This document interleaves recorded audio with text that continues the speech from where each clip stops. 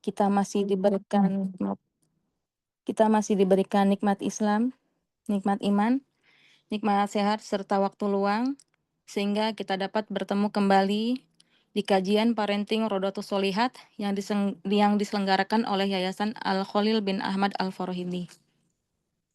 Tidak lupa sholawat dan salam selalu tercurahkan kepada junjungan kita Nabi besar Muhammad SAW beserta keluarga dan para sahabatnya. Semoga di yaumil akhir nanti kita mendapatkan syafaatnya. Amin Allahumma amin. Perkenalkan, Ana Sumi Umu Abdirrahman selaku moderator pada kajian siang hari ini. Insya Allah di akhir sesi akan ada tanya jawab. Antuna bisa menuliskan pertanyaan di kolom komentar atau bisa dengan raise hand bagi yang ingin bertanya langsung. Dan Ana ingatkan kembali agar menjaga mikrofonnya agar tetap tertutup selama Ustadzah menyampaikan materi. Alhamdulillah telah hadir di tengah-tengah kita Ustadzah Halidah Kudah Hafidhahullah Ta'ala sebagai pemateri pada kajian siang hari ini yang akan menyampaikan tema tentang menyiapkan hati dan menguatkan iman di bulan Ramadan. Tafadholi maskura Ustadzah. Insyaallah jazakillahu khairan katsiran Bunda. Barakallahu fiki. Bismillahirrahmanirrahim. Assalamualaikum warahmatullahi wabarakatuh. Innal hamdalillah nahmaduhu wa nasta'inuhu wa nastaghfiruh wa na'udzu billahi min syururi anfusina wa min sayyiati a'malina. Man yahdihillahu fala mudhillalah wa man yudlilhu fala hadiyalah. Asyhadu an la ilaha illallah wahdahu la syarika lah wa asyhadu anna Muhammadan abduhu wa rasuluh.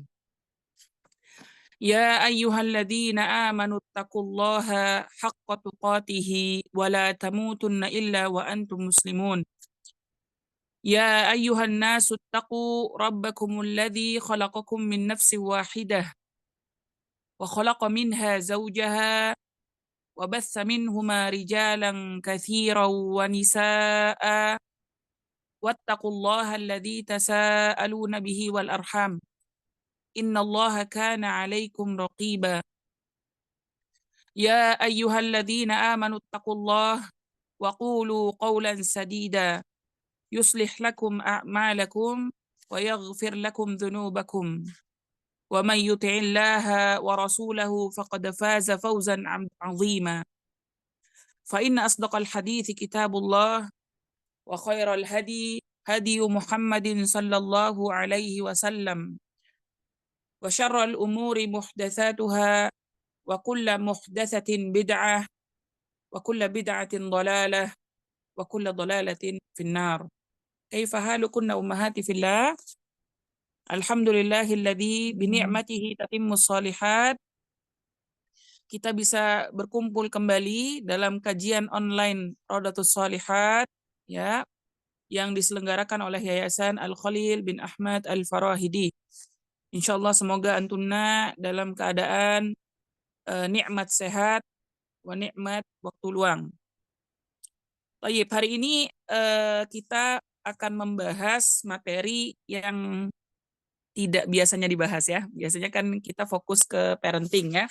Tapi sekarang ya di bulan Ramadan ini ya kami memilih tema tentang keimanan ya, karena kemarin juga ngadain polling ya di grup materi apa sih yang sangat dibutuhkan untuk saat ini.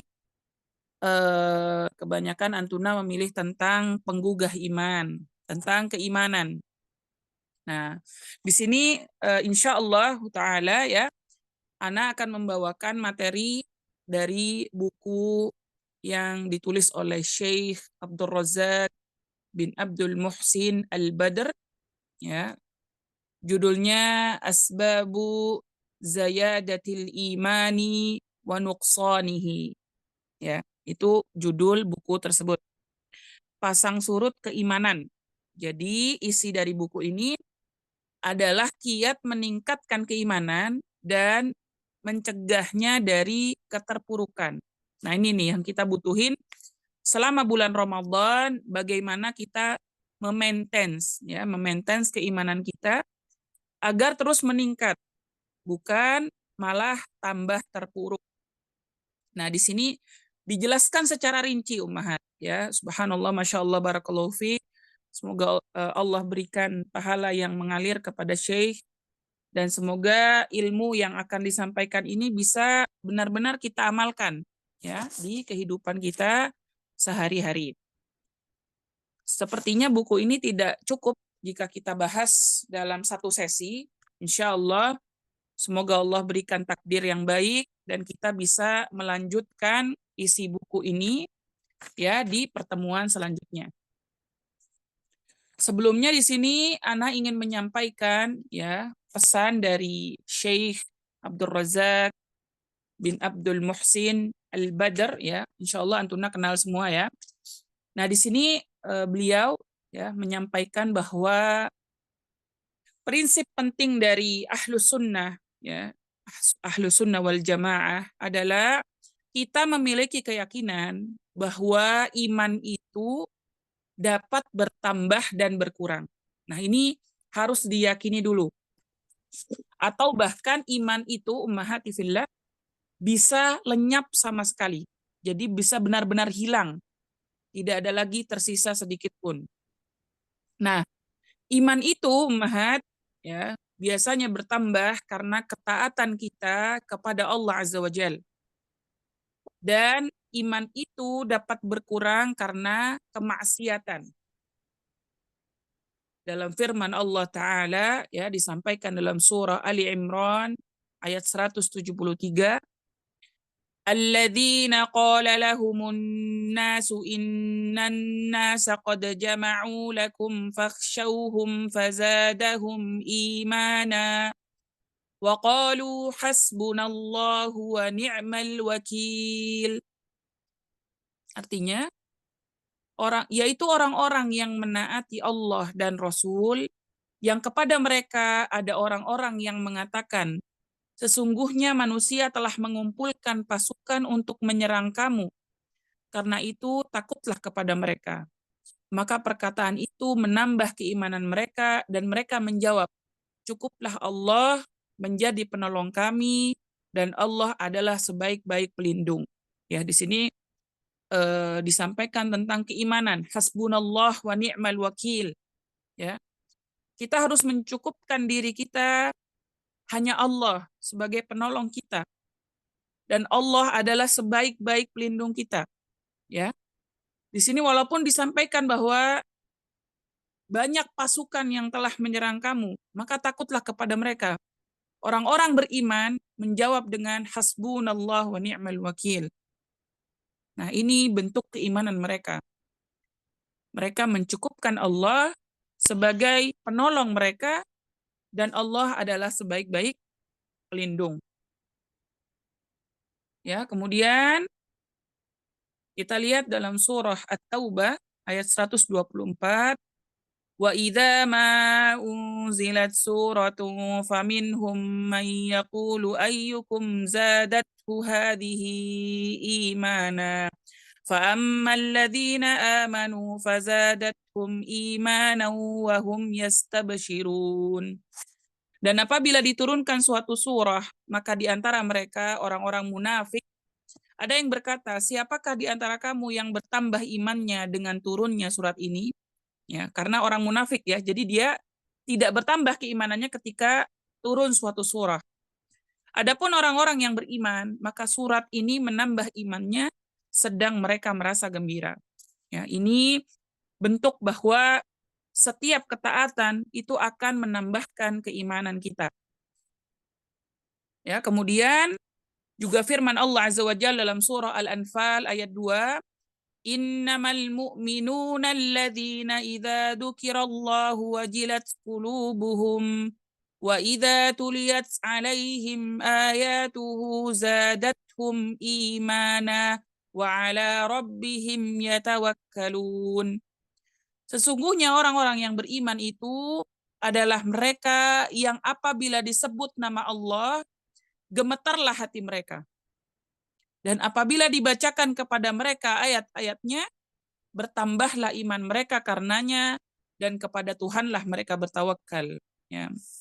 Perhatikan ummahat, di surah ini, di ayat ini ya, kita bisa mengukur barometer keimanan kita dengan seberapa peka hati kita terhadap Al-Qur'an. Seberapa peka hati kita, telinga kita, lisan kita kepada ayat-ayat Allah Azza wa Jalla. Jika kita ketika mendengar ayat Allah Azza wa Jal, kita membaca ayat Allah Azza wa Jal, maka gemetar hati kita karena takut kepada Allah, maka itu adalah bentuk keimanan. Ya, seperti itu. Kemudian juga ya dalam surah Al-Fath ayat 4 ya, huwallazi anzala as-sakinata fi qulubil mu'minina liyazdadu imanan ma'a imanihim. Dialah yang telah menurunkan ketenangan ke dalam hati orang-orang mukmin supaya keimanan mereka bertambah di samping keimanan mereka yang telah ada. Ya. Masya Allah ya ummahati fillah, kita diberikan oleh Allah Azza wa Jal ya kemudahan sekarang untuk apa? Mendengarkan Al-Quran. Maka Allah akan menurunkan ketenangan ke dalam hati kita ketika orang-orang mukmin ini mendengarkan Al-Quran. Ya, keimanan mereka akan bertambah di samping keimanan mereka yang telah ada sebelumnya. Seperti itu. Jadi seperti tanaman ya umat ya, iman itu perlu dijaga dan dirawat. Ya. Kemudian setelah disiram ya, dipupuk ya, maka tanaman tersebut akan tumbuh subur dan berkembang. Nah, itu seperti itulah keimanan. Maka iman ini ya butuh disiram dengan apa? Dengan ketaatan. Dan memupuknya dengan amal saleh. Kemudian kita juga harus membersihkan keimanan kita dari hama. Hamanya apa? Kemaksiatan. Kemaksiatan, dosa ya, yang dapat merusak dan membuatnya mati. Iman itu bisa mati ummahat. Maka ini yang harus kita terus jaga. Dan kita tidak boleh ya, kita tidak boleh merasa aman dan puas dengan kondisi keimanan kita sekarang. Ya, kita bisa tahu ya kondisi keimanan kita saat ini, tapi kita nggak boleh merasa puas. Kita nggak boleh merasa tenang, merasa aman. Sudah cukuplah segini aja gitu, nggak boleh. Ya, karena apa? Kita harus khawatir ya akan ketentuan Allah yang mampu membolak-balikkan hati. Ya. Jadi kita harus selalu waspada dan berusaha menjaga, meningkatkan keimanan kita dengan amal salih ya, dan menjauhkan keimanan kita, hati kita ini dari maasi, dari maksiat dan dosa. Seperti itu. Kemudian ya, keimanan ini ummahati fillah ya, sebab-sebab bertambahnya yang pertama ya, sebelum kita masuk ke materi tentang bertambahnya keimanan ya, di sini Ana ingin membawakan tentang kebiasaan para salafus sholih ya, kebiasaan mereka tentang keimanan ini, bagaimana menjaga keimanan ini. Nah, di sini ya, para salafus sholih ummahati fillah, mereka itu biasa berlomba-lomba untuk memberikan perhatian kepada keimanan. Ya. Baik dalam rangka di sini merealisasikan keimanan tersebut maupun menyempurnakan keimanan tersebut. Seorang muslim ya wajib memberikan perhatian kepada keimanan itu lebih besar daripada perhatiannya terhadap segala sesuatu. Jadi keimanan itu harus prioritas seorang muslim.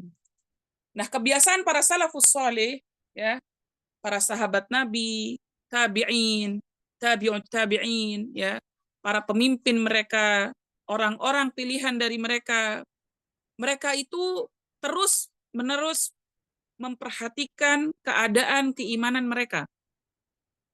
Karena dengan keimanan mereka itu, ummahat, mereka mampu mendapatkan kejayaan dan kemenangan dalam Islam.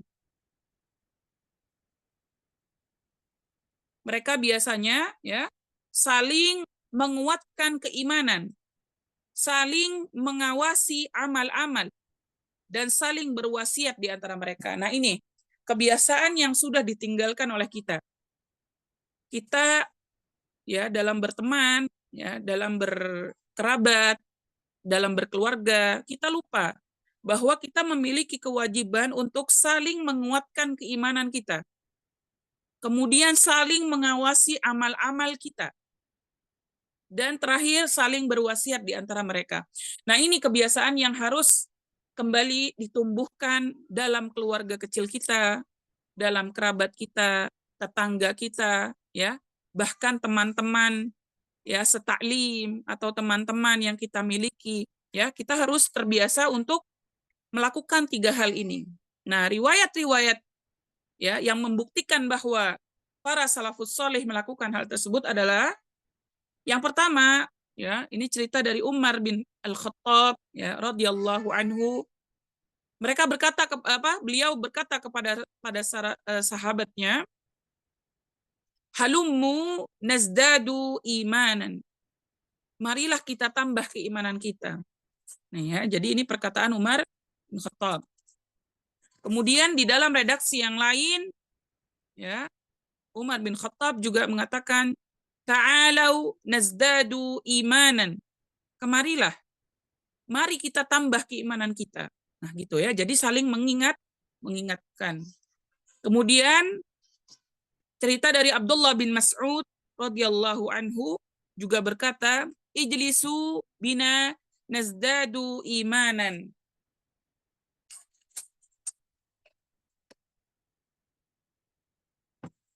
Duduklah bersama kami untuk menambah keimanan. Ya, beliau pun pernah berkata di dalam doanya, Allahumma zidni imanan wa yaqinan wa fiqhan. Ya Allah, tambahkanlah kepadaku keimanan, keyakinan, dan kefakihan, kefahaman dalam agama. Ini doa yang dipanjatkan oleh Abdullah bin Mas'ud radhiyallahu anhu. Bisa ditiru ya umat ya. Allahumma zidni imanan wa yaqinan wa fiqhan. Ya Allah, tambahkanlah kepadaku keimanan, keyakinan, dan kefakihan. Baik, kemudian ada Mu'adz bin Jabal ya radhiyallahu anhu berkata, "Ijlisu bina nu'minu sa'atan." Duduklah sejenak bersama kami untuk menambah keimanan. Ya. Banyak sekali ya ummahati fillah redaksi dari para salafus salih ini ya yang bisa kita jadikan contoh bahwa penting sekali ya kita satu sama lain ya sesama mukminah untuk mengingatkan tentang keimanan. Kemudian Abdullah bin Rawahah radhiyallahu anhu pernah menarik tangan beberapa orang dari kalangan sahabat. Lalu beliau berkata, "Ta'alau nu'minu sa'atan. Ta'alau falnadhkurillah wa nazdadu imanan bi ta'atihi. La'allahu yadhkuruna bi maghfiratihi." Marilah sejenak kita menambah keimanan. Marilah kita mengingat Allah dan menambah keimanan dengan ketaatan kepadanya. Semoga dia mengingat kita dengan ampunannya. Masya Allah ya. Jadi ayo kita biasakan ya mulai sekarang untuk terus menerus saling mengingatkan tentang keimanan. Ya seperti itu. Baik. Nah, itu beberapa contoh dan masih banyak lagi ya perkataan-perkataan para salafus salih tentang keimanan.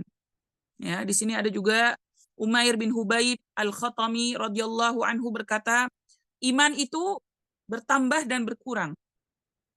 Kemudian beliau ditanya, bagaimanakah bertambahnya dan berkurangnya? Beliau menjawab, jika kita mengingat Allah Azza wa Jal, memuji dan mensucikannya, maka itulah bertambahnya. Dan jika kita melalaikannya, meninggalkannya, dan melupakannya, maka itulah berkurangnya. Nah, itu barometer tentang bertambah dan berkurangnya keimanan. Kemudian, ya, masih banyak lagi ummahati fillah, Masya Allah. Ya, Imam Ahlus Sunnah Ahmad bin Hambal rahimahullah pernah ditanya tentang keimanan. Apakah ia bertambah dan berkurang? Ya, kemudian Imam Ahmad bin Hambal rahimahullah berkata, bisa bertambah hingga mencapai langit yang 7. Masya Allah ya. Jadi iman itu Mahat bisa bertambah hingga mencapai langit yang 7.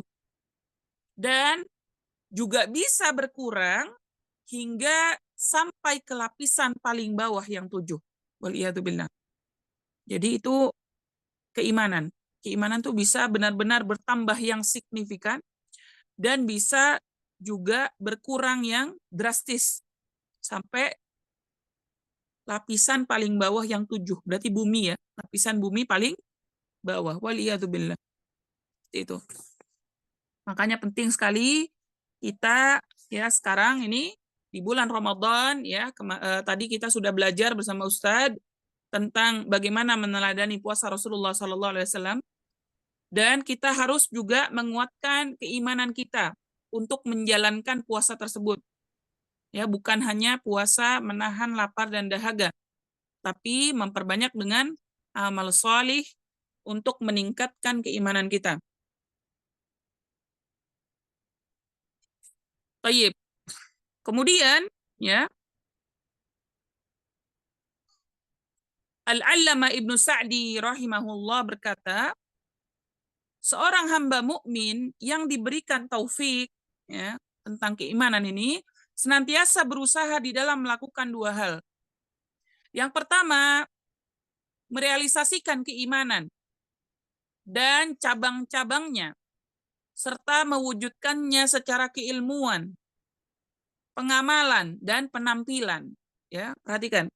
Kita harus merealisasikan, menjalankan keimanan itu yang dibutuhkan adalah pertama al-ilm, keilmuan. Kemudian kedua pengamalan, amal. Setelah berilmu beramal. Kemudian penampilan, kondisi, keadaan kita itu harus sesuai dengan keimanan kita. Seperti itu.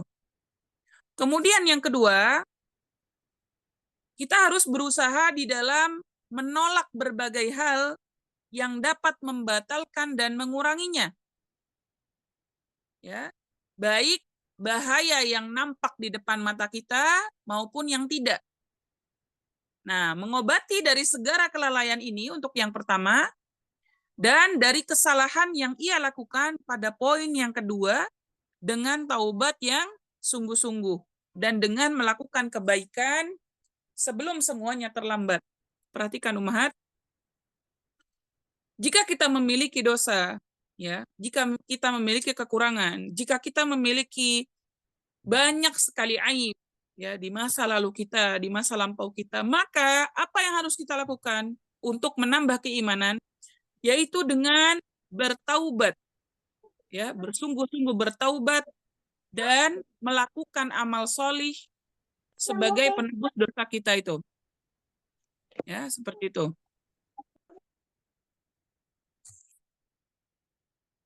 Dan ini harus kita lakukan sebelum terlambat. Sebelum terlambat apa maksudnya? Sakaratul maut. Jangan sampai kita tidak menobati dosa-dosa yang sudah kita lakukan, ya, tidak meminta maaf kepada Allah Azza wa Jal, memohon ampun kepada Allah Azza wa Jal, keburu kita sakaratul maut. Nah, ini maksud dari Syekh ya. Jadi jangan sampai semuanya terlambat. Jadi kita yang pertama harus menjaga keimanan itu dengan ilmu, amal dan penampilan kita, keadaan kita, ya. Kemudian yang kedua, kita harus berusaha untuk menolak berbagai hal yang bisa membatalkan keimanan kita, ya. Baik itu dosa-dosa kita atau maksiat.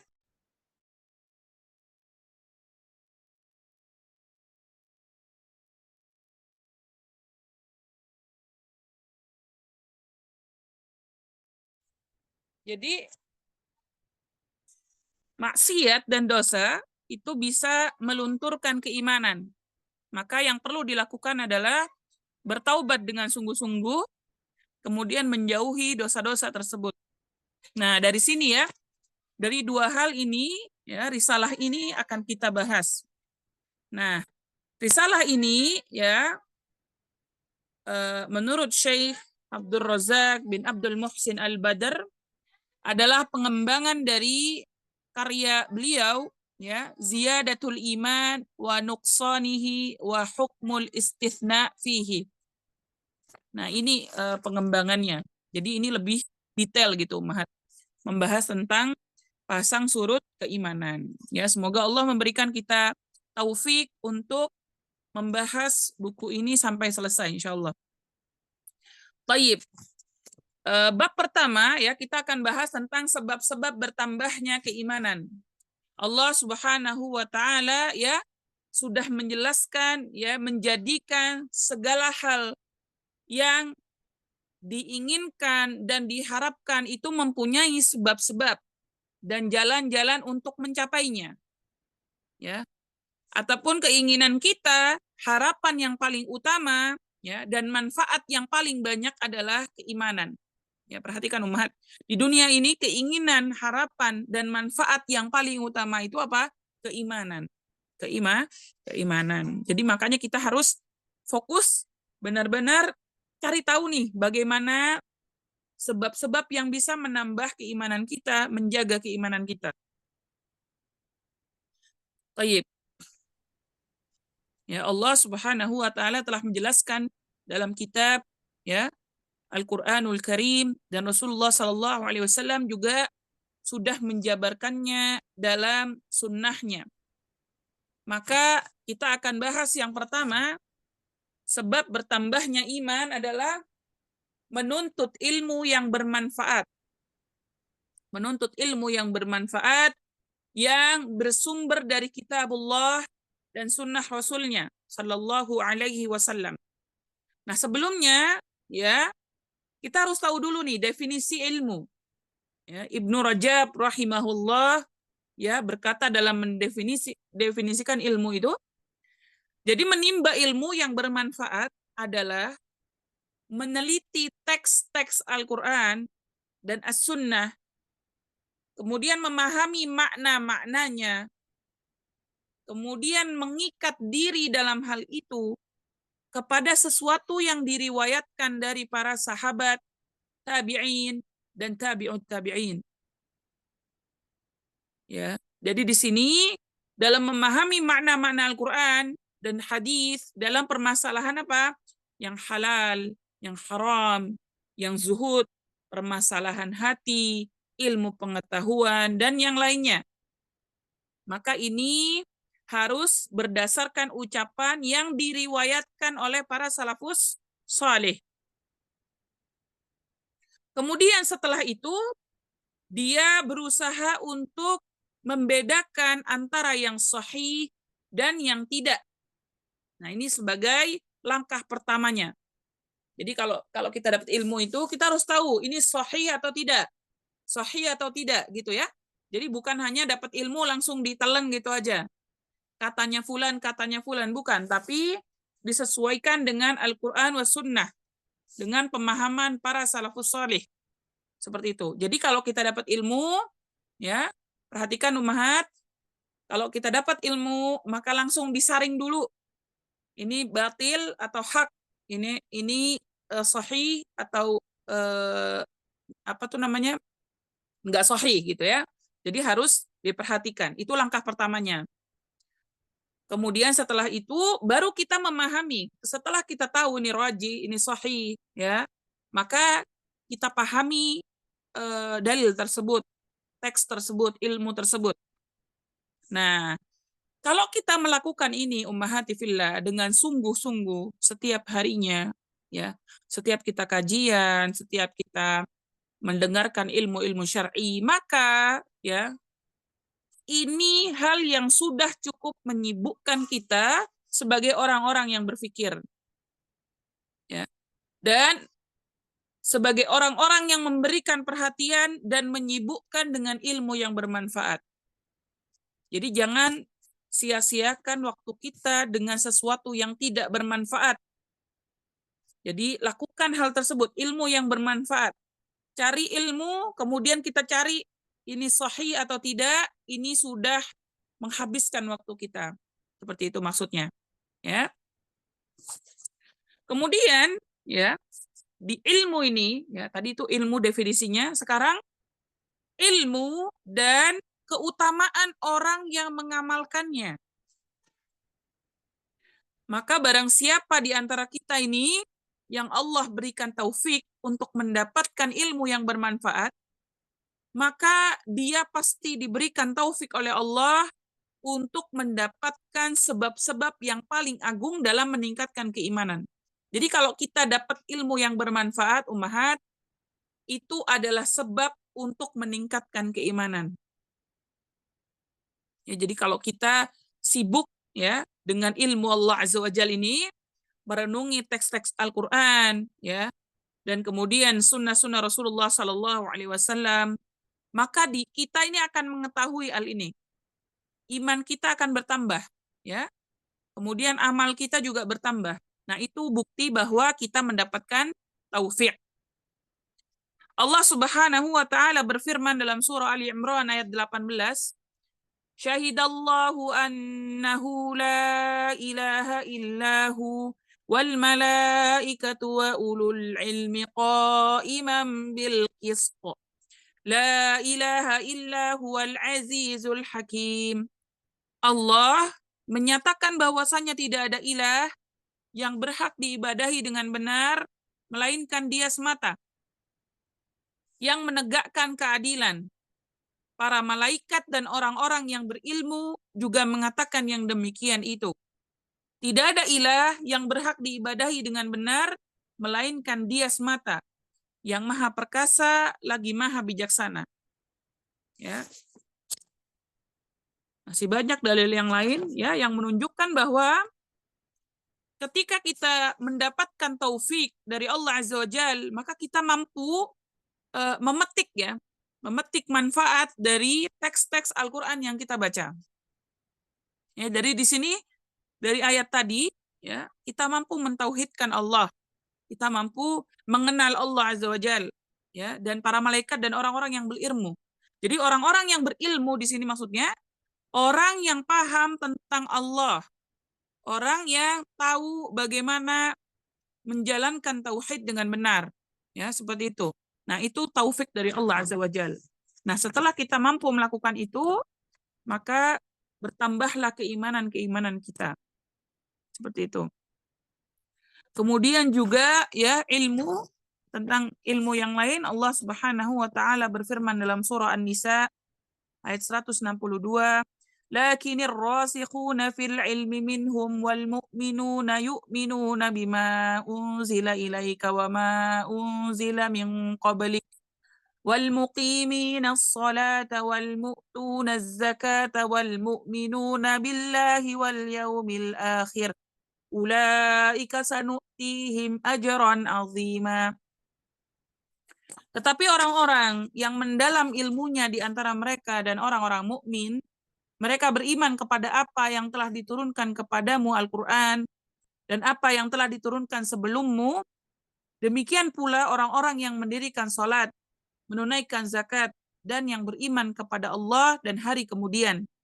Orang-orang itulah yang akan kami berikan kepada mereka pahala yang besar. Ya, perhatikan ummahat. Di sini Allah Azza wa Jalla mengajarkan kita tentang apa? Tentang salat, tentang pentingnya zakat, kemudian beriman kepada Allah dan hari akhir. Ya, ini orang-orang yang menjalankan ini, maka Allah akan memberikan mereka pahala yang besar. Ya, seperti itu. Jadi, jika waktu kita disibukkan untuk mengenal Allah, mengenal ayat-ayat Allah Azza wa Jal, mengenal hadis Allah, mengenal hadis Rasulullah Sallallahu Alaihi Wasallam, maka waktu kita akan habis ummahat, ya, tidak terbuang sia-sia, dan itu akan menambah keimanan kita dan menguatkan keimanan kita di bulan Ramadan ini ya. Kemudian ya di dalam surah Al-Isra ayat 107 dan 109 Allah Azza wa Jalla berfirman, innal ladzina utul ilma min qablihi idza yutla alaihim yakhruna lil adqani sujada wa yaquluna subhana rabbina in kana wa'du rabbina lamaf'ula wa yakhruna lil adqani yabkuna wa yaziduhum khushu'a. Sesungguhnya orang-orang yang diberi pengetahuan sebelumnya, apabila Al-Quran dibacakan kepada mereka, mereka menyungkur atas muka mereka sambil bersujud. Dan mereka berkata, Maha suci Rabb kami, sesungguhnya janji Rabb kami pasti dipenuhi. Dan mereka menyungkur atas muka mereka sambil menangis. Dan mereka bertambah khusyuk. Perhatikan ya. Di sini Allah Azza wa Jal ya menyampaikan kepada kita bahwa orang-orang yang beriman itu Mahat, ketika mereka diberikan pengetahuan melalui Al-Quran ya, yang dibacakan kepada mereka, maka mereka tahu, mereka faham artinya, maka mereka bertambah yakin kepada Allah Azza wa Jal. Wa yaquluna subhana rabbina in kana wa'du rabbina lamaf'ula. Maha suci Rabb kami, sesungguhnya janji Rabb kami pasti dipenuhi. Ya. Jadi tidak ada keraguan kepada Allah Azza wa Jal. Keyakinannya bertambah, keimanannya bertambah, keyakinannya menguat, dan mereka menangis dan bertambah khusyuk. Nah, ini bukti bahwa keimanan sedang bertambah. Seperti itu. Kemudian, ya, masih banyak dalil yang lain. Ya, Masya Allah.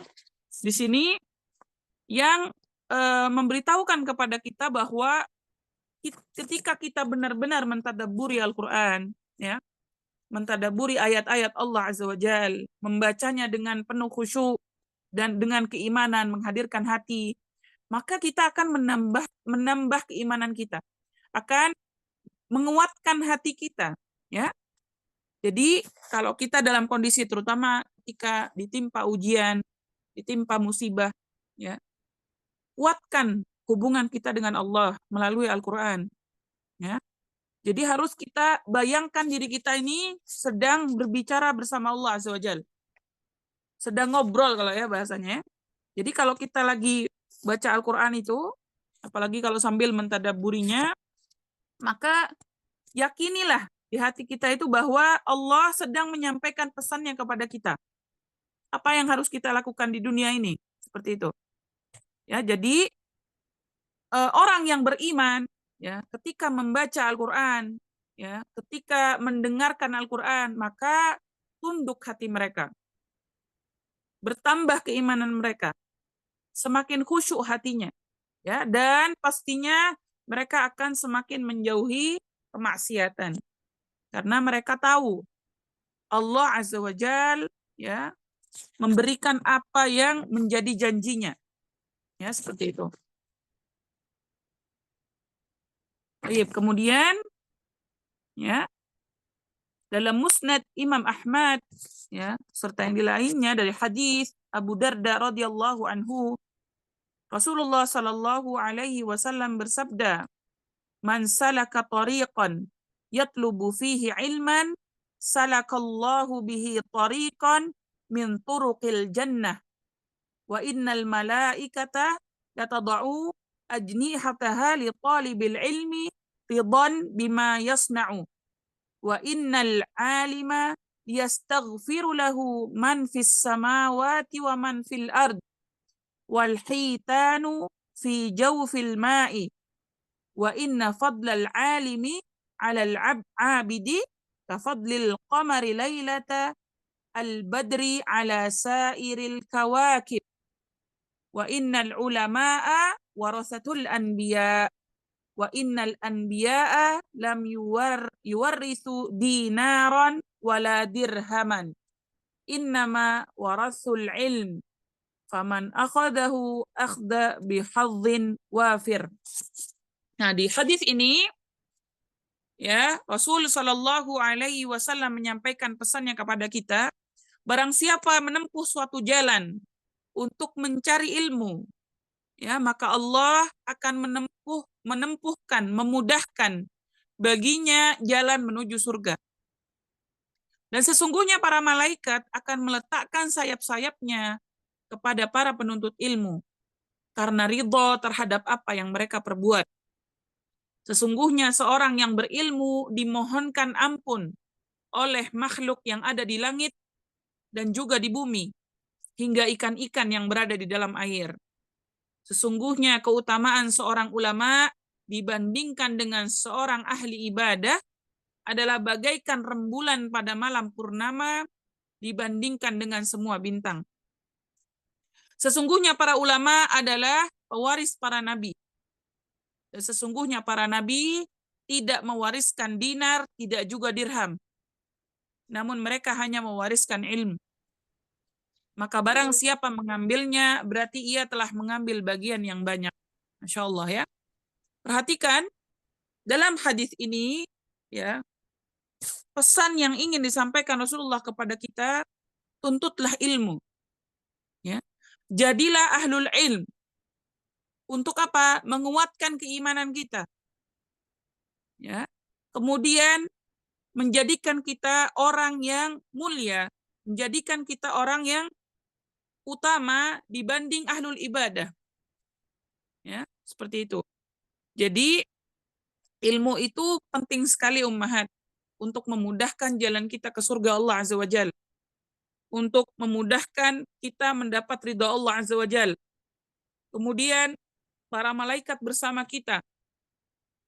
Kemudian kita didoakan oleh makhluk yang ada di langit dan yang ada di bumi. Bahkan ikan yang ada di dalam air pun mendoakan kita sebagai orang-orang yang menempuh jalan untuk mencari ilmu. Masya Allah ya. Jadi ini kelebihan dari orang-orang yang mencari ilmu Allah Azza wa Jal, ya, yang mendapatkan pemahaman yang benar dan mendapatkan taufik. Ini yang harus kita kejar ummahat untuk menaikkan keimanan kita. Di bulan Ramadan ini jangan menjadi hujah, ya, kita tidak menuntut ilmu karena puasa. Karena kita akan meninggalkan, tidak mendapatkan fadilah yang sangat besar ini. Seperti itu. Kemudian dari dalil-dalil yang sudah disampaikan tadi, ya, maka sangat penting sekali, ya, untuk menambah sebab keimanan kita bertambah ini menuntut ilmu yang bermanfaat. Ini dijadikan garis bawah, ya. Menuntut ilmu yang bermanfaat, yang bersumber dari Al-Quran was sunnah. Ya, dengan dalil-dalil yang tadi, maka kita tahu bahwa orang-orang yang menuntut ilmu, ya, orang-orang yang menuntut ilmu, Allah Azza wa Jal, ya, akan memuliakannya, akan mengistimewakannya dari sebagian makhluknya. Orang yang menuntut ilmu yang bermanfaat akan dicintai oleh Allah dan memberikan petunjuk kepada mereka untuk beriman. Kemudian orang-orang yang menuntut ilmu, Allah akan mengistimewakan mereka dari sebagian orang-orang yang beriman yang lain, yang tidak menuntut ilmu. Kemudian Allah, ya, akan memberikan keutamaan kepada mereka dengan apa? Mengajarkan Alkitab dan Al-Hikmah dan Sunnah. Kemudian memberikan pemahaman kepada mereka agama ini, agama Islam. Kemudian mengajarkan tafsir kepada mereka. Nah, ini yang dilakukan oleh Allah Azza wa Jalla, ya, sebagai taufik. Kemudian melebihkan mereka di antara orang-orang yang lain. Kemudian Allah Azza wa Jalla, ya, berjanji akan apa? Meninggikan derajat mereka dengan ilmu dan menghiasi mereka dengan kesabaran. Nah, jadi orang-orang ahlul ilmu, ya ummahat, ya, mereka ini berjasa, ya, mereka ini mampu membuat kita membedakan mana yang halal dan yang haram, yang hak dan yang batil, yang berbahaya dan yang bermanfaat, dari yang bagus dan yang buruk. Ya, ini Masya Allah, ya, keutamaan dari ahlul ilm. Kemudian para ulama, ya, juga memiliki kedudukan yang sangat besar dan agung karena mereka disebutkan sebagai pewaris para nabi. dan orang-orang pilihan dari para wali Allah Azza wa Jal. Bahkan ikan-ikan pun di laut mendoakan mereka, memohon ampunan kepada untuk mereka, ya. Dan para malaikat membentangkan sayapnya untuk para ahlul ilm, para ulama, ya. Dan mereka ini, ya, para ulama ini ummahati fillah, akan memberikan syafaat di hari kiamat nanti setelah para nabi. Ya, seperti itu. Jadi banyak sekali keutamaan menjadi ulama, ya, orang-orang ahlul ilm. Maka bersemangatlah untuk menuntut ilmu syar'i, ya, yang sesuai dengan Al-Qur'an was sunnah, dengan pemahaman para salafus salih. Ya, karena para ulama itu memiliki keutamaan-keutamaan yang tinggi dan mulia. Kehidupan mereka itu keberuntungan dan dinikmati manfaatnya oleh semua orang. Itu para ulama. Dan kematian mereka adalah musibah. Ya, seperti itu. Jadi, ummahati fillah, bagaimana menjadi ulama ini? Maka kita harus bersemangat untuk menuntut ilmu dan mengamalkannya agar menjadi ilmu yang bermanfaat dan akan menambah dan menguatkan iman kita. Seperti itu. Kemudian, ya, ilmu itu ummahati fillah, ya, dicari, ya, bukan hanya untuk ilmu itu sendiri. Jadi bukan cuman untuk disimpan doang, tapi untuk diamalkan.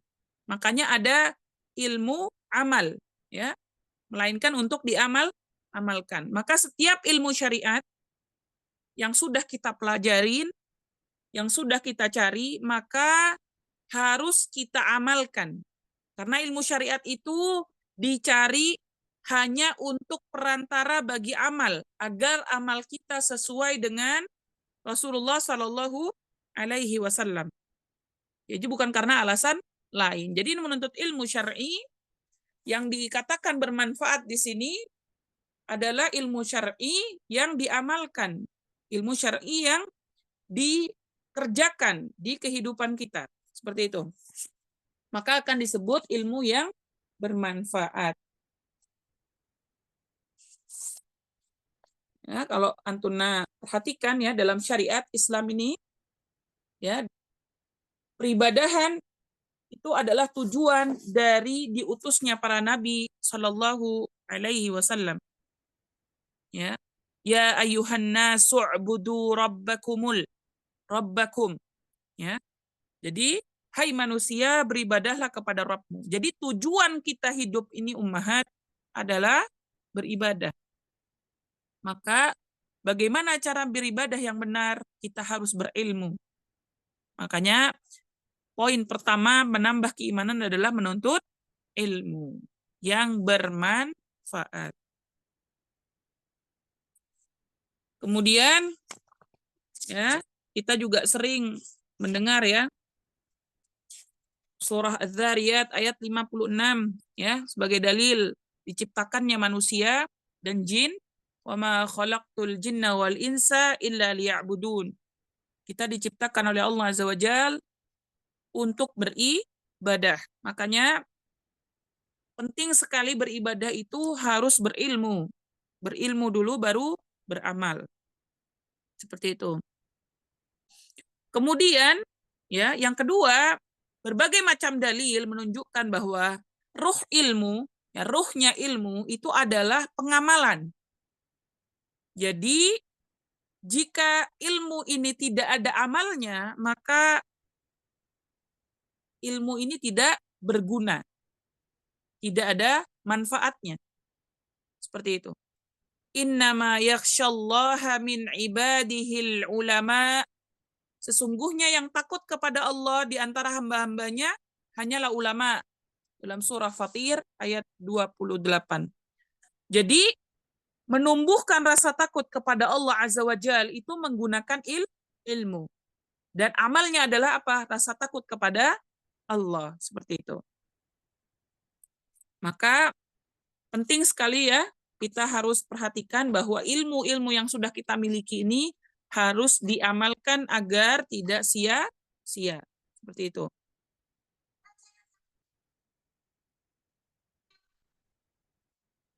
Kemudian, adanya teks-teks yang sahih di dalam syariat ya berupa ancaman yang keras bagi orang-orang yang tidak mengamalkan ilmunya. Ya, seorang ulama akan ditanya tentang ilmunya, apa yang ia amalkan dengan ilmu tersebut.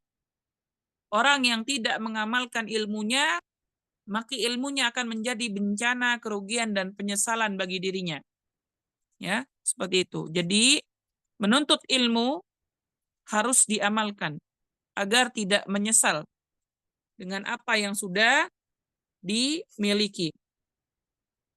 Dalilnya dalam surah Al-Baqarah ayat 44, "Atamuruna an-nasa bil birri wa tansawna anfusakum wa antum tatlunal kitab. Afala ta'qilun." Mengapa kamu suruh orang lain mengerjakan kebajikan sedangkan kamu melupakan diri, kewajibanmu sendiri, padahal kamu membaca Alkitab, maka tidaklah kamu berpikir. Nah, itu dalilnya ya. Jadi masih banyak dalil yang lain. Disebutkan di sini bahwa berbahaya sekali jika kita memiliki ilmu tapi kita tidak mau mengamalkannya. Ya, seperti itu. Ya, Syekhul Islam Ibnu Taimiyah berkata, ya, karena itu dikarenakan ilmu itu mahat dibagi menjadi dua macam. Ada ilmu yang di dalam hati dan ada ilmu yang hanya ada di lisan. Dan ilmu yang ada di dalam hati itu adalah ilmu yang bermanfaat. Jadi meresap ke hati kita, menguatkan iman kita. Dan ilmu yang hanya ada di lisan, maka ini adalah ilmu yang akan menjadi hujjah Allah atas para hambanya. Ya, seperti itu. Jadi hati-hati apakah ilmu kita masih sampai lisan atau sudah sampai hati kita. Seperti itu. Ya, banyak sekali kita melihat orang-orang yang faqih dalam keilmuannya, ya, sangat pandai ya berkhutbah, kemudian sangat pandai menyampaikan apa yang menjadi ilmu syar'i, namun ya dari akhlak maupun kebiasaan tidak mencerminkan ilmu yang disampaikan. Nah, ini bahaya. Ya, ini yang berbahaya, akan menjadi hujjah di hadapan Allah Azza wa Jalla. Seperti itu. Baik. Kemudian dari penjelasan yang tadi maka diketahui bahwa tingginya ya derajat ilmu dan kedudukannya, besarnya manfaatnya, faedahnya, kuatnya pengaruhnya terhadap iman kita itu mampu menambah dan berkembang dan menguatkan iman kita. Ya, jadi kalau kita benar-benar mampu memanfaatkan ilmu yang kita miliki dengan amal salih, maka iman kita ini akan bertambah, berkembang, dan menguat. Seperti itu. Nah, semua ini tergantung dari apa? Kesesuaian amal kita dan keselarasannya dengan ilmu. Jadi kalau misalkan, kalau kata Al-Imam Ibnul Qayyim rahimahullah, amalan itu berbeda-beda. Ada yang diterima, ada yang ditolak. Jadi tergantung sama ilmunya. Kalau amal yang sesuai dengan ilmu, maka akan diterima.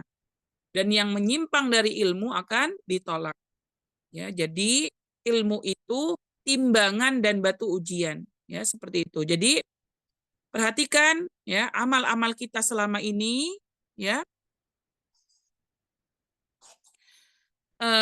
Insya Allah sesuai dengan ilmu yang kita miliki, seperti itu ya.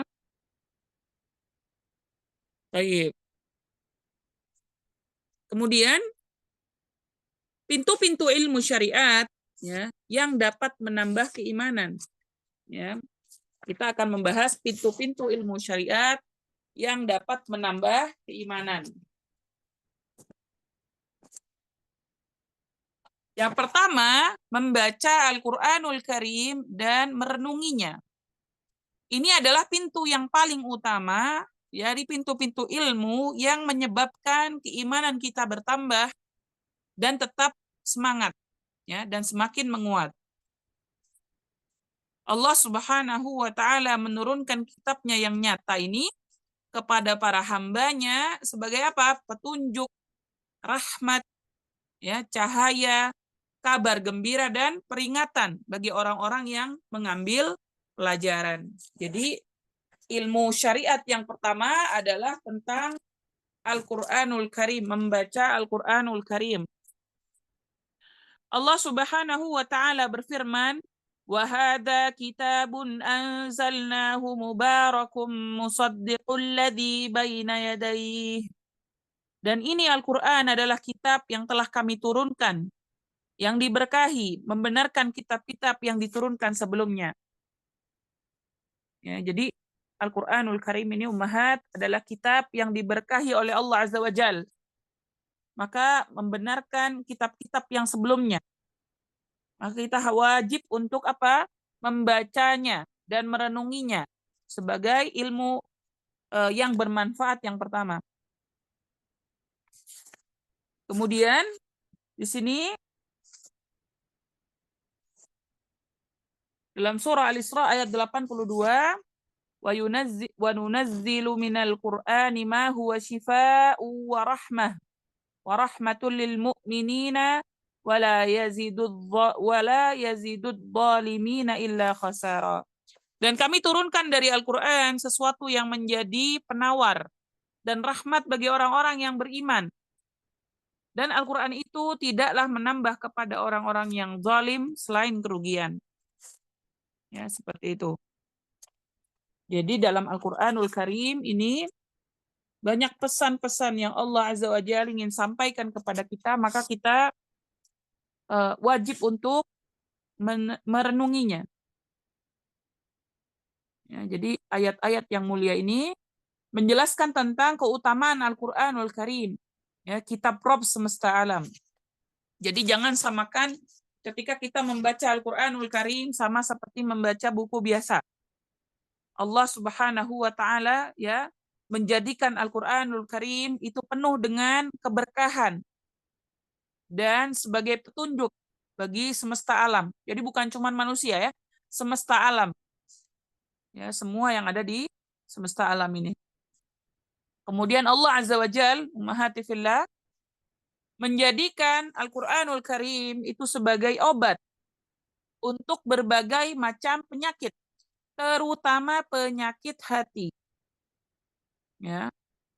Jadi hati kita ini, ya, sering terhinggap penyakit.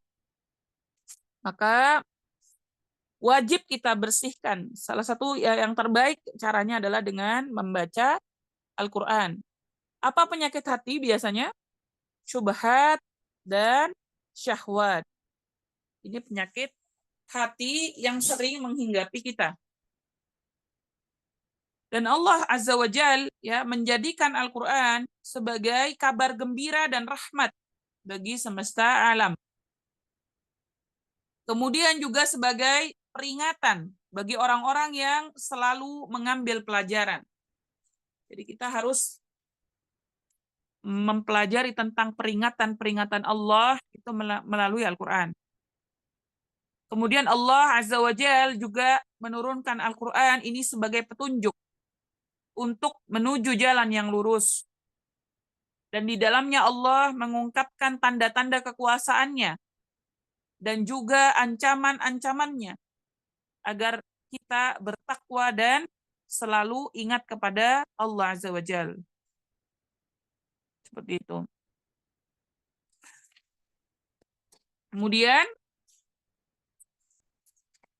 kalau kita perhatikan ummahati fillah dalam Al-Qur'anul Karim, ya, kandungannya itu akan menambah keimanan kita. Karena di dalam Al-Qur'anul Karim ummahat kita akan menemukan penguasa yang memiliki semua kerajaan. Kita berbicara dengan penguasa yang memiliki langit dan bumi. Dan hanya milik Allah lah semua pujian. Dan segala urusan kita, ya. Ini perhatikan umat, segala urusan kita itu ada di tangan Allah Azza wa Jalla. Dan bersumber dari Allah Azza wa Jalla dan akan kembali kepada Allah juga. Dialah Allah, zat yang bersemayam di atas arsy. Ya, di sini kita sebagai makhluk, ya, sebagai seorang hamba, ya, jika kita sedang membaca Al-Qur'an, maka kita merasa sangat dekat dengan pemilik langit dan bumi ini. Ya, jadi Allah Azza wa Jalla di sini mengurus semua kerajaannya. Dia mendengar, dia melihat. Kemudian dia juga maha memberi pertolongan kepada kita dan menghalangi ujian atau musibah yang menimpa kita. Ya, jadi banyak sekali hikmah yang bisa kita petik ketika kita mentadabburi Al-Qur'an, membaca kandungannya. Kita semakin mengenal Allah Azza wa Jalla. Ya, kita akan tahu bahwa Allah Azza wa Jalla mengajak hambanya untuk apa? Menunjukkan kepada mereka sesuatu yang di dalamnya terdapat kebahagiaan dan keberuntungan. Kemudian dia juga Allah Azza wa Jalla memotivasi kita untuk apa? Mewujudkan kebahagiaan dalam diri kita. Dan memberikan peringatan kepada kita dari hal-hal yang menghancurkan diri kita. Ini yang ada dalam Al-Qur'anul Karim. Allah Azza wa Jalla mengenalkan dirinya kepada kita melalui nama-namanya, sifat-sifatnya, ya. Seperti itu. Dan dia memberikan kecintaan kepada hamba-hambanya, menumbuhkan rasa cinta kita kepada Allah Azza wa Jalla dengan memberikan nikmat, ya. Berapa banyak nikmat yang kita rasakan selama kita di dunia ini dan semua berasal dari Allah Azza wa Jalla. Dan ini yang harus kita yakini ummahat, agar kita mampu mentadabburi kandungan Al-Qur'anul Karim. Seperti itu. Dan merenungi kandungan Al-Qur'an, ya, itu menambah keimanan kita. Banyak sekali, ya, faedah, manfaat yang bisa kita dapat dari Al-Qur'anul Karim. Makanya kita harus jangan terburu-buru ketika kita membaca ayat-ayat Allah Azza wa Jalla. Allah Subhanahu wa taala juga berfirman, ya, afala yatadabbarunal Qur'an am ala qulubin aqfaluha, dalam surah Muhammad ayat 24. Maka apakah mereka tidak memperhatikan Al-Qur'an ataukah hati mereka terkunci? Jadi kalau kita membaca Al-Qur'an, mentadabburi, merenungi, kemudian tidak mendapat apa-apa, maka harus berwaspada, harus waspada, ya. Apakah hati kita terkunci dari rahmat Allah Azza wa Jal atau tertutup dengan dosa atau maksiat yang kita lakukan selama ini? Baik. Bagi orang-orang yang tidak merenungi Al-Qur'an, ya, bagi orang-orang yang meninggalkan Al-Qur'an, maka hidayah yang Allah miliki akan dicabut dari dirinya. Dan dia akan tersesat dari jalan yang lurus. Dan ini dalam surah Al-Anfal ayat 2, ya, yang tadi dibacakan tentang gemetarnya hati orang-orang beriman, maka orang-orang yang dicabut hidayah dari hatinya oleh Allah Azza wa Jal, dia tidak akan merasakan hal tersebut. Dia akan cuek, ya, dia akan merasa seperti biasa saja mendengar Al-Qur'an itu. Membaca atau merenunginya, tidak ada efek menaikkan keimanan, ya.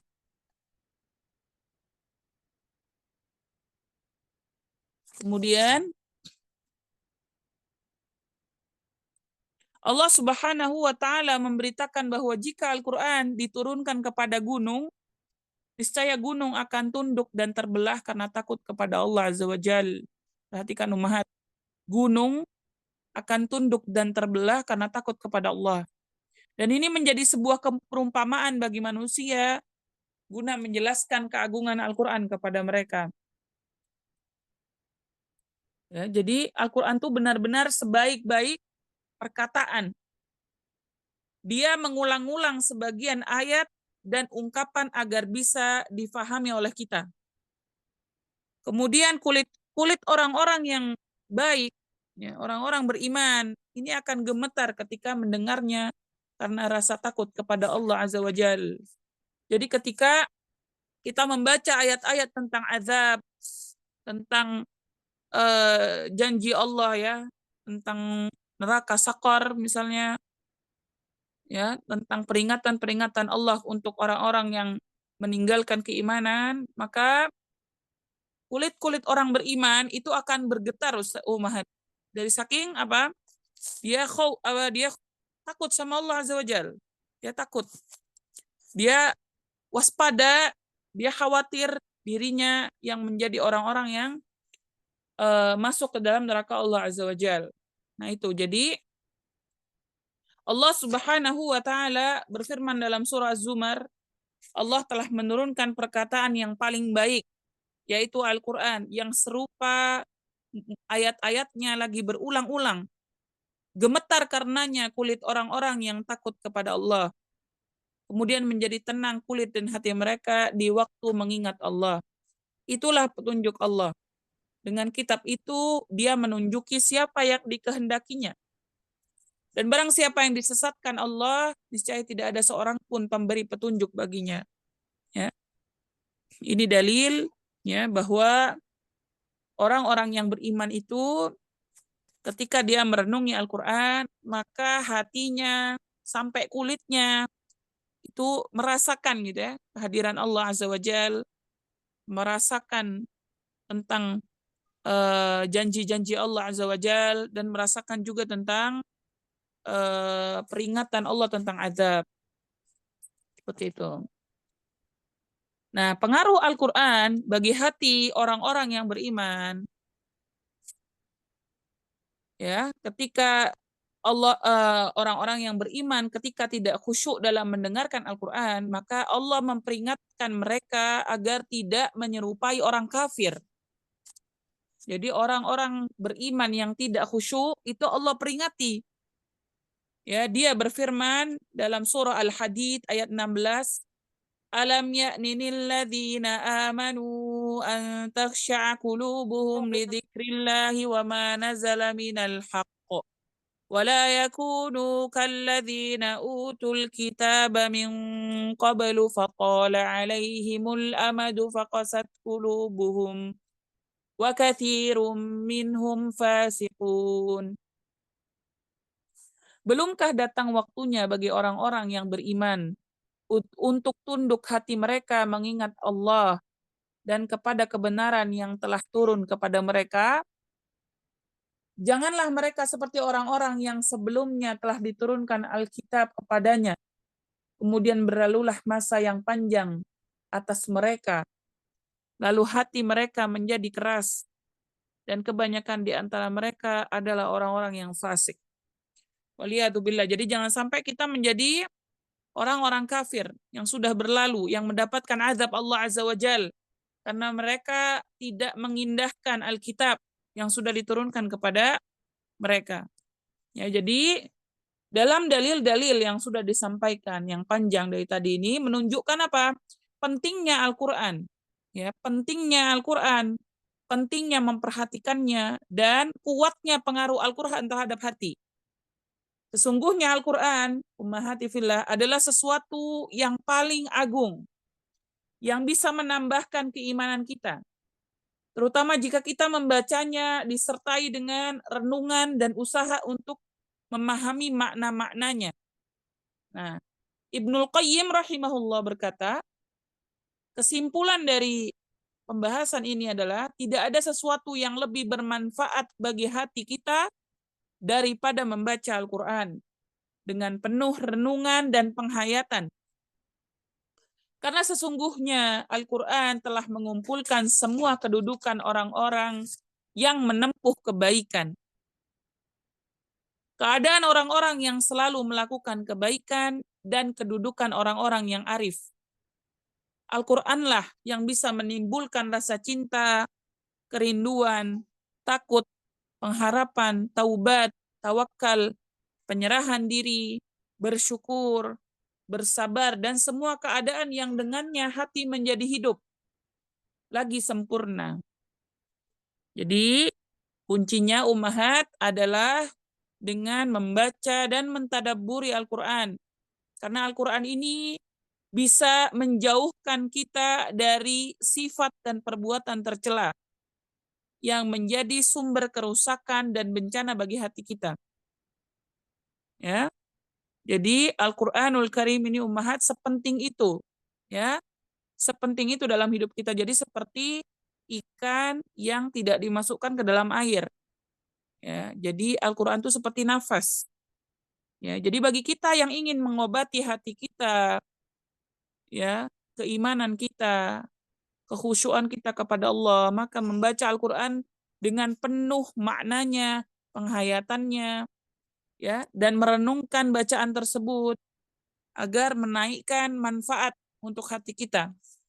Dan jika kita bertemu dengan ayat yang sesuai dengan kondisi kita saat ini, maka ulangi ayat tersebut. Ulangi untuk mengobati hati kita.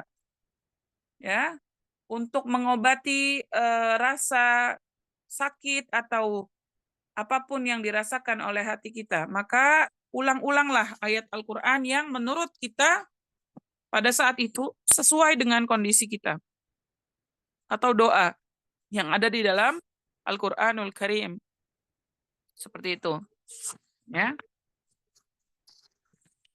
Kemudian bagaimana dengan kondisi Al-Quran ketika hanya sebatas dibaca, maka ketika kita hanya membaca Al-Quran, ya, tidak menghayatinya, tidak memahaminya, tidak mentadabburinya, hanya dibaca saja, maka khawatir Al-Quran ini bisa menjadi hujjah dan musuh besar kita pada hari kiamat nanti.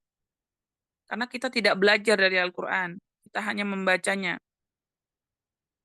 Ya, sebagaimana sabda Nabi Shallallahu Alaihi Wasallam, Innallaha yarfa'u bihadzal kitabi aqwaman wa yadha'u bihi akharina. Sesungguhnya Allah mengangkat dengan kitab ini beberapa kaum dan menjatuhkan kaum yang lain. Kemudian beliau Shallallahu Alaihi Wasallam juga bersabda, wal Qur'anu hujjatun laka au alaika. Dan Al-Quran itu bisa menjadi hujjah yang bermanfaat untukmu atau menjadi hujjah yang akan membinasakanmu. Ya. Jadi perhatikan ummahati fillah, mungkin selama ini kita masih awam, belum paham, hanya sebatas membaca Quran karena kewajiban. Nah, ini harus diganti, bukan hanya kewajiban, tapi kebutuhan. Kebutuhan untuk apa? Mengenal Rabb kita, mengenal Allah Azza wa Jalla, mengenal ciptaannya, mengenal nikmat-nikmatnya, dan mengenal diri kita sendiri, apa aja yang disuruh sama Allah Azza wa Jalla, apa yang diperintahkan, apa yang dilarang. Dan itu semua ada dalam Al-Qur'anul Karim. Jangan sampai karena kita hanya membaca Quran karena merasa ini hanya kewajiban saja, akhirnya Al-Quran menjadi hujjah akan membinasakan kita dan mengurangi keimanan kita. Ya, jika kita lalai mengabaikan ya petunjuk-petunjuk yang ada dalam Al-Qur'anul Karim.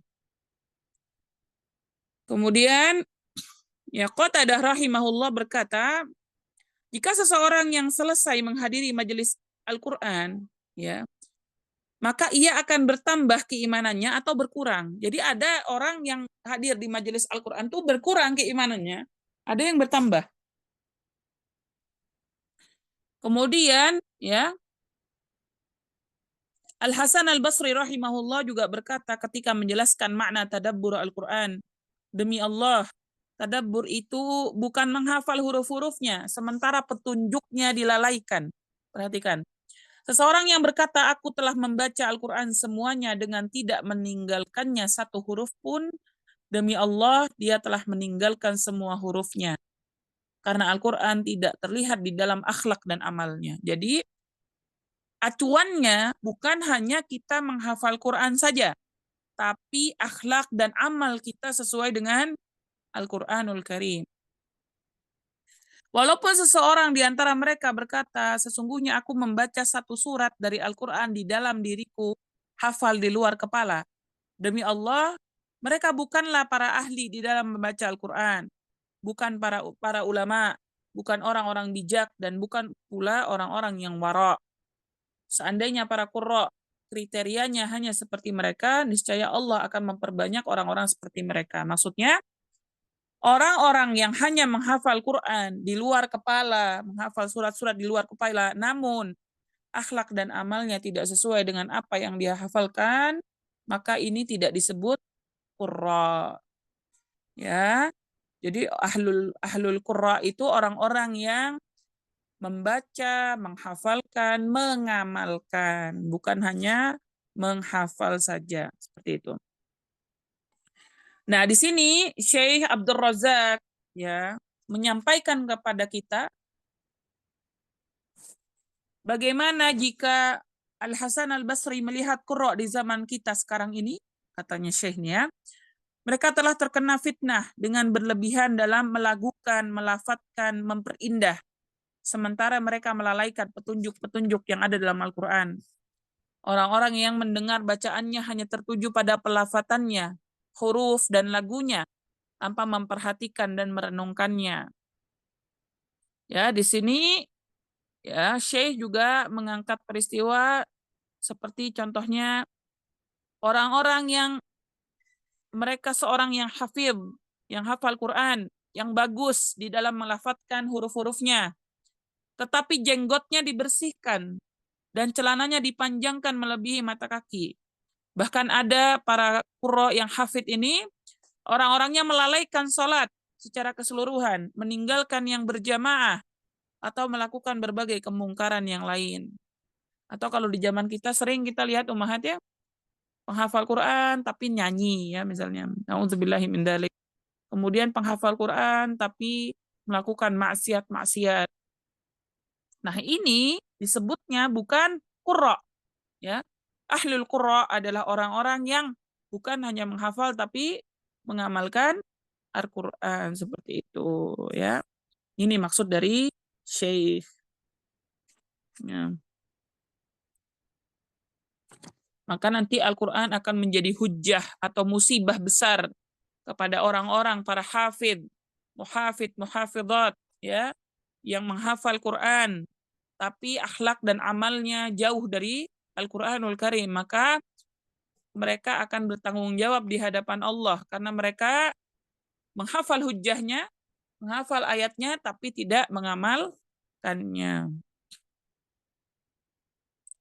Maka di sini ummahati fillah kita diberi pesan oleh Ibnul Qayyim rahimahullah tentang bagaimana cara mendapatkan manfaat dari Al-Quran. Maka jika Anda hendak mengambil manfaat dari Al-Quran, maka satukanlah hatimu ketika membaca dan mendengarkannya. Pasanglah pendengaran Anda dan hadirlah seperti kehadiran orang yang diajak berbicara langsung oleh Allah Azza wa Jal. Perhatikan ya. Jadi ketika kita membaca Quran, itu kita harus merasa seperti kita sedang berbicara langsung dengan Allah Subhanahu wa taala, pemilik langit dan bumi yang menciptakan kita. Ya, semua urusan kita itu ada di tangan Allah Azza wa Jal. Nah, ini yang harus kita lakukan. Nah, barang siapa yang melakukan kaidah ini dan berjalan dengan metode seperti ini ketika membaca dan mendengarkan Al-Quran, maka dia akan mendapatkan banyak ilmu dan amal-amalnya. Imannya akan bertambah dan kuat sekuat gunung yang amat tinggi. Hanya kepada Allah kita memohon semoga kita diberikan pertolongan untuk melakukannya dan untuk segala kebaikan. Nah, ini pesan dari Syekh Abdul Razak bin Abdul Muhsin Al-Badr. Ya, jadi menurut Ibnul Qayyim, tafakkur, ya, memikirkan dan tadabbur, merenungi ayat-ayat Allah ini ada dua macam.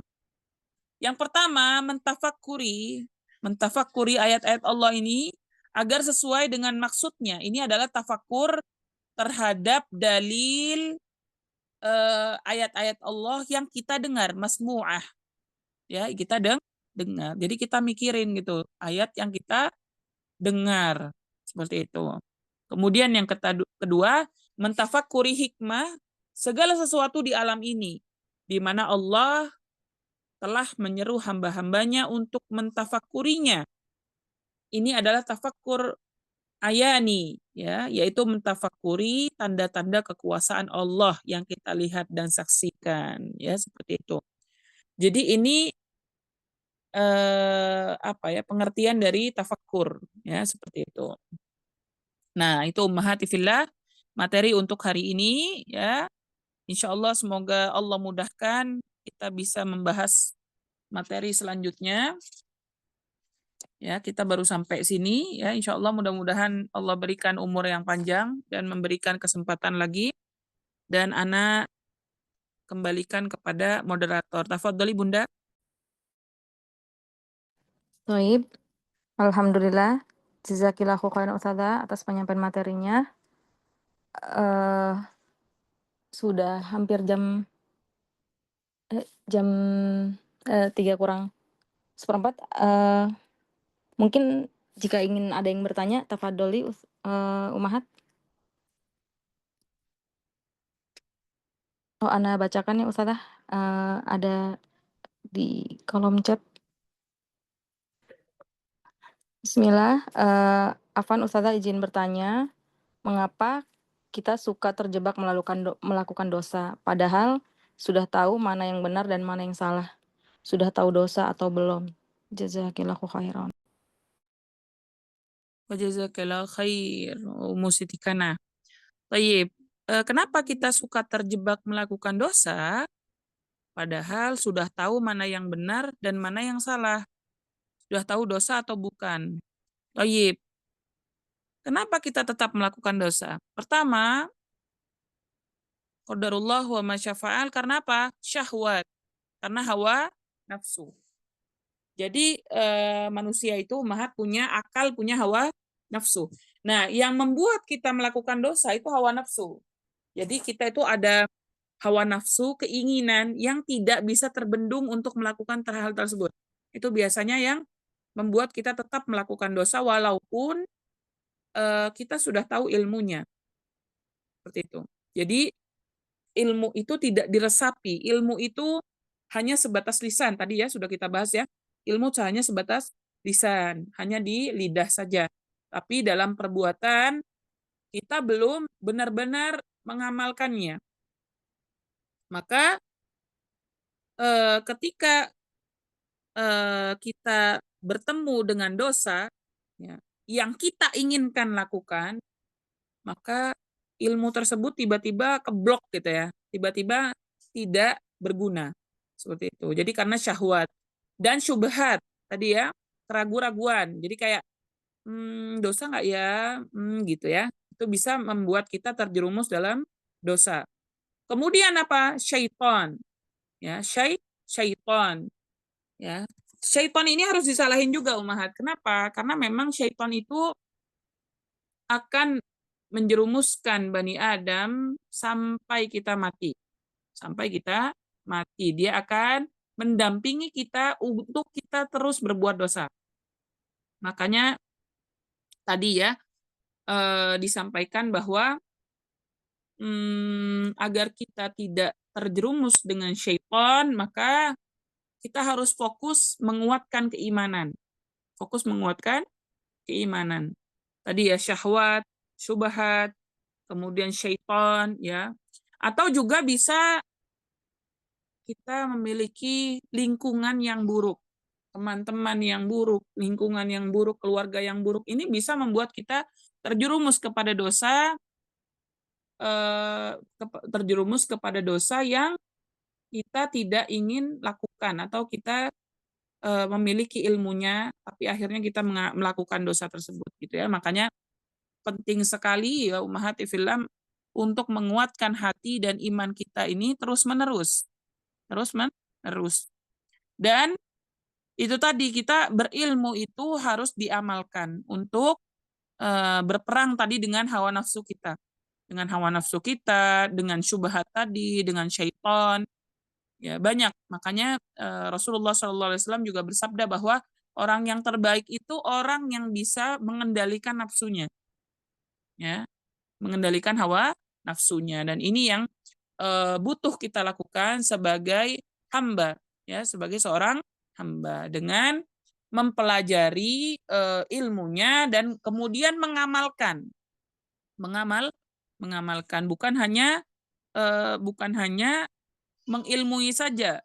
Jadi harus mengamalkan juga agar kita menjadi orang-orang yang dijaga oleh Allah Azza wa Jalla. Dan yang paling penting, ya, agar kita tidak terjebak melakukan dosa, meminta pertolongan Allah Azza wa Jalla, meminta agar hati kita dikhusyukkan oleh Allah Azza wa Jalla, ya, meminta agar kita di dalam kondisi selalu dijaga oleh Allah, mata kita, hati kita, ya, perilaku kita, lisan, terutama lisan ya kalau perempuan ya. Nah, ini yang harus kita lakukan ummahati fillah agar kita terjaga dari dosa dan maksiat. Wallahu a'lam bissawab. Baik, jazakillah khairan Ustazah atas jawabannya. Anda bacakan kembali. Bismillah, Ustazah ingin bertanya, apa bedanya hidayah, taufik, dan inayah? Dan apa tanda iman kita sedang naik, Ustazah? Bagaimana cara mendapatkan hidayah? Apakah taubat harus dengan sholat taubat, Ustazah? Jazakumullahu khairan.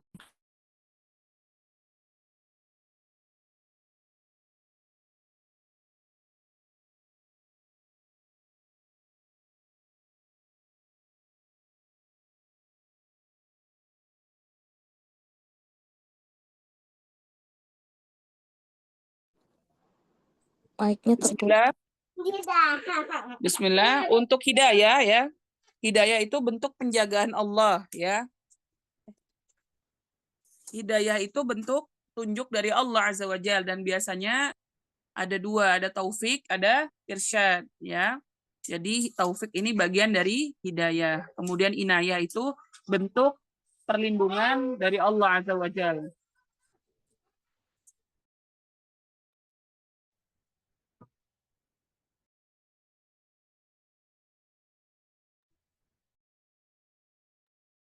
Baik. Kemudian bagaimana tanda iman kita sedang naik, Ustazah? Kita mudah beramal soleh ya.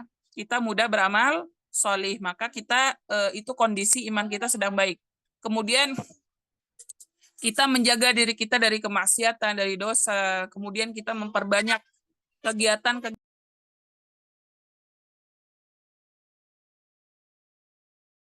keluar.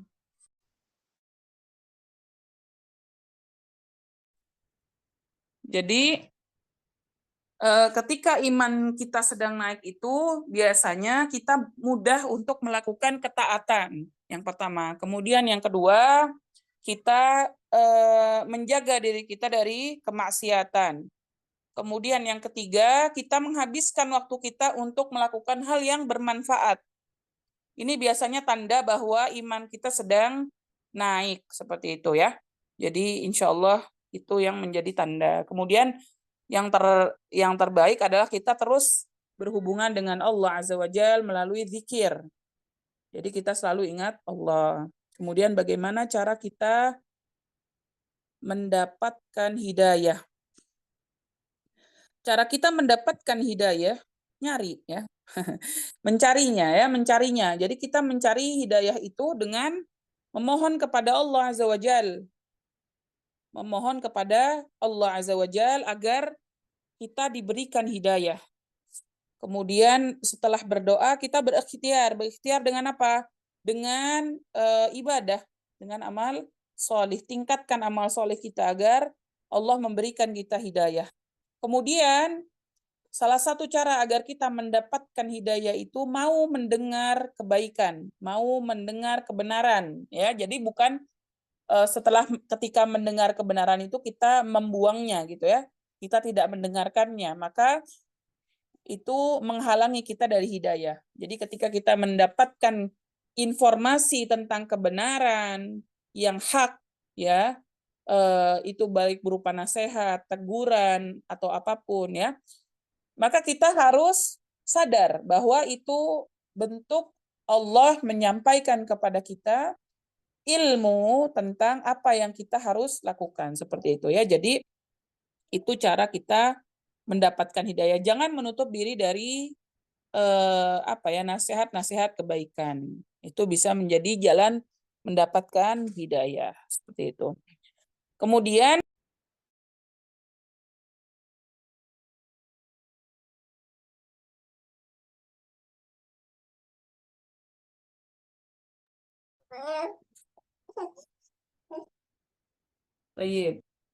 untuk sholat taubat itu disunahkan dilakukan ketika kita bertaubat.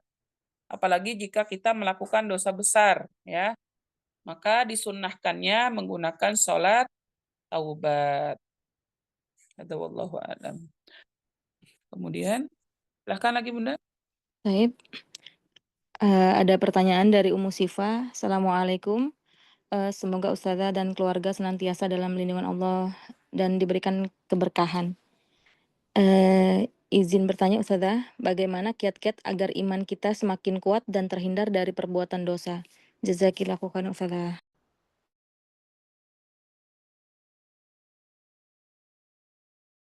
Baik. Kiat agar iman kita semakin kuat dan terhindar dari perbuatan dosa. Baik.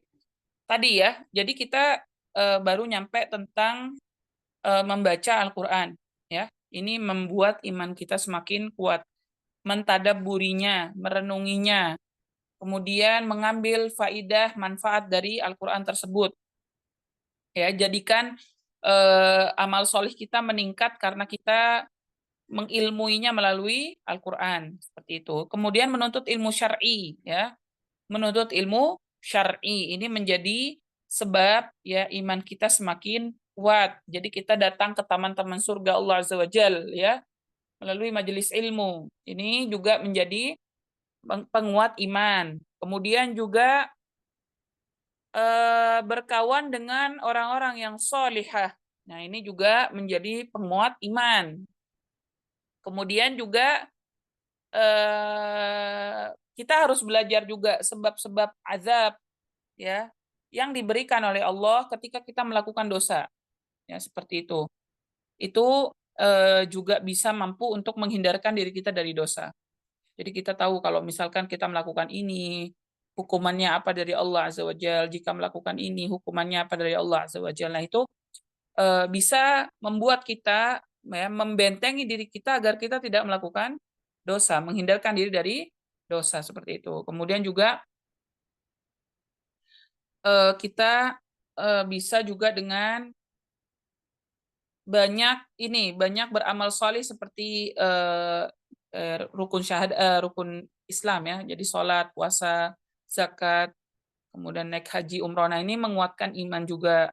Ya, intinya beribadah, beramal soleh, banyak bersedekah, kemudian banyak berdoa kepada Allah untuk menguatkan iman kita, Jadi kita harus doa terus, ya muqallibal qulub, tsabbit qulubana ala dinik. Kita harus doa terus, ya musarrifal qulub, sarrif qulubana ala ta'atik. Biar hati kita itu diberikan kekuatan iman, diberikan penjagaan oleh Allah Azza wa Jal agar iman kita semakin kuat dan tidak mampu digoyahkan oleh maksiat maupun dosa. Hadza wallahu a'lam. Baik. Pertanyaan berikutnya. Bismillah, izin bertanya, Membaca Quran tapi tartil dan tajwidnya belum benar. Ini termasuk dosa besar. Apakah bisa dibaca dengan lirih dan apakah dapat pahala dari membacanya? Barakallahu fiik. Membaca Quran belum benar tajwid tartilnya, maka begini ya, kita diwajibkan untuk belajar. Kita diwajibkan untuk belajar. Apalagi di zaman saat ini ya, yang semua akses untuk belajar itu mudah ya, sangat mudah. Jadi bisa online, bisa offline. Tapi kita punya kewajiban untuk belajar. Belajar Al-Qur'anul Karim. Jadi, ketika kita memiliki kesalahan dalam membaca Quran, namun kita sedang belajar, maka kita mendapatkan 2 pahala. Ya, al-mahiru bil Qur'ani ma'as safaratil kiramil bararah walladzi yaqra'ul Qur'an wa yatata'tahu fihi lahu ajran. Ya, jadi dapat 2 pahala bagi orang yang memiliki kesulitan ketika membaca Al-Qur'an. Seperti itu. Jadi pahalanya dapat 2, kesulitan membaca dan membaca Al-Qur'annya, seperti itu. Jadi jangan berkecil hati ya, tapi jangan mencukupkan diri. Udah cukup deh segini aja baca Qur'annya gitu, jangan. Ya, sampai kita mati, kita akan ditanya oleh Allah Azza wa Jalla apa usaha kita untuk memperbaiki bacaan Quran kita, seperti itu. Ya, jadi banyak aksesnya, banyak caranya ya. Sekarang online offline itu banyak sekali. Ilmu Allah tuh dibuka sekarang ya. Jadi kita tinggal kitanya mau atau tidak untuk memperbaiki bacaan. Insyaallah. Hadza wallahu a'lam bishawab. Taib. Assalamualaikum Ustazah, mau bertanya, Al-Quran itu obat. Apakah bisa menyembuhkan penyakit jasmani dan apa saja ayat-ayatnya? Jazakumullahu khair.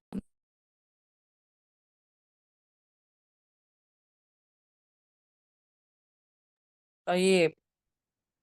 Ini ya banyak. Maksudnya Al-Qur'an itu syifa bagi hati maupun jasmani, bukan cuman jasmani. Jadi hati juga. Jasmani juga sama ya. Jadi dia obat untuk fisik dan hati gitu ya. Apa saja ayat-ayatnya? Banyak. Antuna baca dari depan sampai belakang tuh semua ayat-ayat Allah Azza wa Jal untuk penyembuhan fisik dan hati ya. Tapi kadang penyakit yang keluar dari fisik itu awalnya dari hati. Maka yang disembuhkan dulu hatinya. Seperti itu. Baru kita fokus ke fisik ya. Kadang karena kita banyak was-was atau kata kita banyak hati tidak tenang, anxiety dan sebagainya, nama akhirnya jadi ke penyakit fisik. Atau misalkan hati kita kurang bersyukur sama Allah Azza wa Jal, akhirnya kena penyakit sakit lambung atau apapun itu.